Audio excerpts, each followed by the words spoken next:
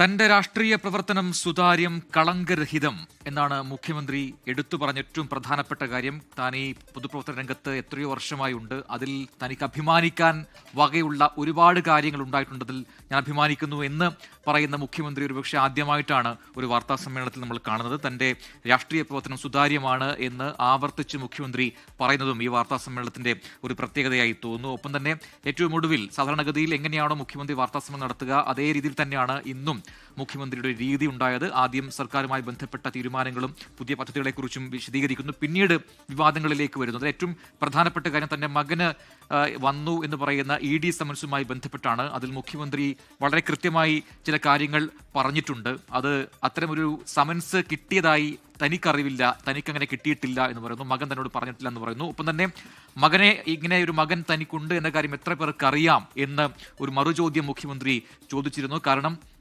ഇത്തരത്തിൽ പൊതുപ്രവർത്തന രംഗത്തുള്ള ഒരാളല്ല തൻ്റെ മകൻ എന്ന് പറയുന്നു. മക്കളെ ഓർത്ത് തനിക്ക് ഏറെ അഭിമാനമുണ്ട്. അഭിമാനിക്കാവുന്ന കാര്യങ്ങൾ മാത്രമേ മക്കൾ എന്ന നിലയിൽ അവർ ചെയ്തിട്ടുള്ളൂ. തൻ്റെ പൊതുപ്രവർത്തനത്തിലോ ഒരു രീതിയിലോ ആരും ഇടപെട്ടിട്ടില്ല, ഒരു മക്കളും ഇടപെട്ടിട്ടില്ല എന്നുകൂടി പറയുന്ന മുഖ്യമന്ത്രിയെ നമ്മൾ കാണുന്നു. ഒപ്പം ഏറ്റവും ഒടുവിൽ വന്ന സ്വർണ്ണ പാളി വിവാദവുമായി ബന്ധപ്പെട്ട്, ശബരിമലയിലെ സ്വർണ്ണ മോഷണവുമായി ബന്ധപ്പെട്ട് മുഖ്യമന്ത്രി പറഞ്ഞ കാര്യങ്ങൾ കൂടി ശ്രദ്ധേയമാണ്. നിലവിൽ SIT അന്വേഷണം നടക്കുന്നുണ്ട്, അത് തുടരട്ടെ. ആരാണ് വിലങ്ങണിഞ്ഞ് ജയിലിലേക്ക് പോകുന്നത് നമുക്ക് കാത്തിരുന്ന് കാണാം എന്നാണ് മുഖ്യമന്ത്രി പറഞ്ഞത്. ശ്രീത്ത് വിശദാംശങ്ങളുമായി ചേരുന്നു. ശ്രീത്ത്, പതിവ് രീതിയിൽ തന്നെയാണ് മുഖ്യമന്ത്രി പിണറായി വിജയൻ ഇന്നും വാർത്താ സമ്മേളനം നടത്തുന്നത്. പക്ഷേ അതിൽ ചില കാര്യങ്ങൾ ഒരു പക്ഷേ അസാധാരണമായി അല്ലെങ്കിൽ ആദ്യമായിട്ട് നമ്മൾ കാണുന്നു. മുഖ്യമന്ത്രി തനിക്കേറെ അഭിമാനിക്കാൻ വകയുള്ള രാഷ്ട്രീയ പ്രവർത്തനം കഴിഞ്ഞ കുറേ നാളുകളായി ഞാൻ നടത്തുന്നു എന്ന് പറയുന്ന മുഖ്യമന്ത്രിയെ കാണുന്നു. ഒപ്പം മക്കളെക്കുറിച്ച് ഇതുവരെ പറയാത്ത രീതിയിലുള്ള വാക്കുകളും എല്ലാം ഉപയോഗിച്ച് പറയുന്ന മുഖ്യമന്ത്രി നമ്മൾ കാണുന്നു. വിവരങ്ങൾ.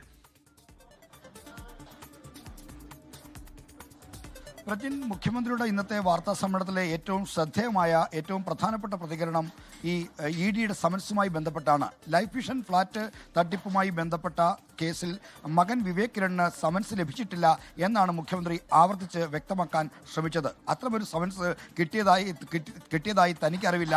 മകനും അത്തരം എന്തെങ്കിലും ഒരു സമൻസ് കൈപ്പറ്റിയതായി തന്നോട് പറഞ്ഞിട്ടില്ല. അപ്പോൾ ഈ ഏജൻസിയും ഇതുമായി ബന്ധപ്പെട്ട വാർത്ത പ്രസിദ്ധീകരിച്ച മാധ്യമ സ്ഥാപനവും തമ്മിൽ എന്താണ് ഇത്ര ബന്ധം എന്ന ചോദ്യമാണ് മുഖ്യമന്ത്രി ഉന്നയിച്ചത്. എന്നാൽ ഇതെല്ലാം ഉന്നയിക്കുന്നത് തൻ്റെ സുതാര്യവും കളങ്കരഹിതവുമായ പൊതുജീവിതത്തെ കരിവാരിത്തേക്കുന്നതിന് വേണ്ടിയാണ് എന്നും മുഖ്യമന്ത്രി ആവർത്തിച്ച് പറയുന്നുണ്ടായിരുന്നു. തൻ്റെ ഇതുവരെയുള്ള രാഷ്ട്രീയ പ്രവർത്തനം കളങ്കരഹിതമാണ്, സുതാര്യമാണ്. ഒരു അഴിമതിയുടെ കറയും പുരളാൻ താൻ അനുഭവിച്ചിട്ടില്ല. തൻ്റെ കുടുംബം ഇത്തരത്തിൽ സുതാര്യമായ കളങ്കരഹിതമായ രാഷ്ട്രീയ പ്രവർത്തനത്തിന് വലിയ പിന്തുണ നൽകിയിട്ടുണ്ട്.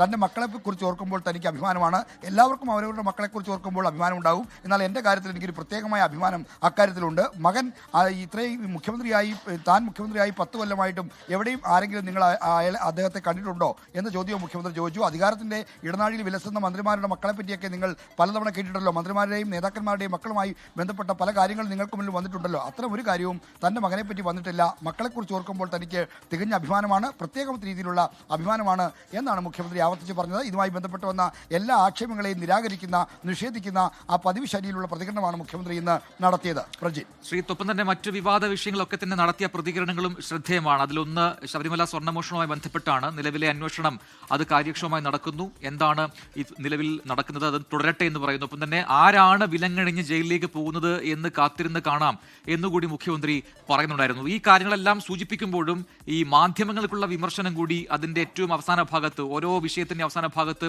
പറയുന്നുണ്ട്. ചില മാധ്യമങ്ങളെങ്കിലും ആ രീതിയിൽ സർക്കാരിനെതിരെ, തനിക്കെതിരെ എന്നൊക്കെ രീതിയിലുള്ള പ്രതികരണം കൂടി മുഖ്യമന്ത്രി ഉണ്ടായല്ലോ.